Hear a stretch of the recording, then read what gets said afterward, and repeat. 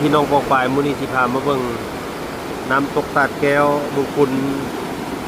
ที่หลวงพระบางเด้อก็เป็นเขตใกล้เคียงกับน้ำตกตาดกวางซีแหละพี่น้องใกล้เคียงกันตอนนี้ก็เป็นต้นเดือนของเดือนตุลาเนาะ2025บรรยากาศน้ำตกตาดกำลังหลายเนาะตอนนี้เนาะเพราะว่ากำลังจะพ้นฤดูฝนเข้าสู่ฤดูหนาวน้ำยังร่วงหลายพอสมควรพี่น้องถ้าผู้ใดได้มาลิ้นมาเที่ยวก็ระมัดระวังเด้อน้ำแห้งเด้อลอยน้ำบุเป็นนี่เราอยากเข้าน้ำเด็ดขาดเนาะผู้ใดมีแผนจะมาเที่ยวหลวงพระบางก็อย่าลืมติดต่อหาแอดมินเด้อถ้าส่งข้อความทาง WhatsApp กับ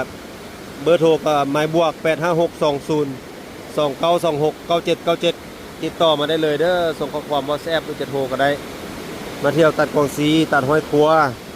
ทำติ้งนำตกตัดแซ่ส่งสถานีรถไฟส่งสนามบินและหนองเขียวเนาะหรือว่าเมืองงอยคือสถานที่ต่างๆติดต่อได้เสมอเด้ออันนี้คือบรรยากาศสดๆน้ำตกตาดแก้วมงคลหลวงพระบางน้ำลายพี่น้องเป็นหมอกควันมาเลยตอนนี้เนาะเป็นหมอกอยู่หน้าตาดนี่ที่ว่ามากินข้าวกินน้ำนี่ก็เปียกแล้วก็ซุ่มเย็นเนาะซุ่มเย็นดีบรรยากาศข้างลายพี่น้องฟังเสียงน้ำตกถ้าจะให้งามแท้ๆก็คือช่วงเดือน11 12เดือน1เนาะของแต่ละปี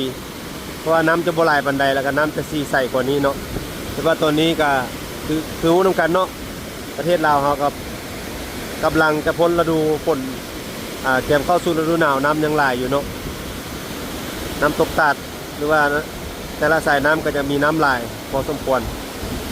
อันนี้คือบรรยากาศสดๆเด้อพี่น้องเด้อที่โพสต์ลงโซเชียลให้บรรดาท่านอยู่ไกลและอยู่ไกลได้เบิ่งได้ชมนำกันในบรรยากาศน้ำตกตาดที่ภาคเหนือของประเทศลาวเขาผู้ใดได้มาที่นี้ก็อยากมากินข้าวกินน้ำมาดื่มเบียร์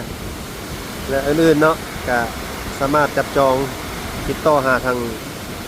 ห้างเพิ่นได้เนาะเพิ่นมีให้บริการสถานที่กว้างๆจอดรถจอดรางสบายเอามาฮอดตอนท้ายนี้ก็ขอกล่าวคำว่าสบายดีขอให้ทุกท่านที่ได้เบิ่งจงมีแต่ความสุขกายสบายใจปรารถนาสิ่งใดก็ให้สิ่งใดสิ่งนั้นขอให้ทุกท่านโชคดีอย่าลืมกดไลค์กดแชร์เด้อ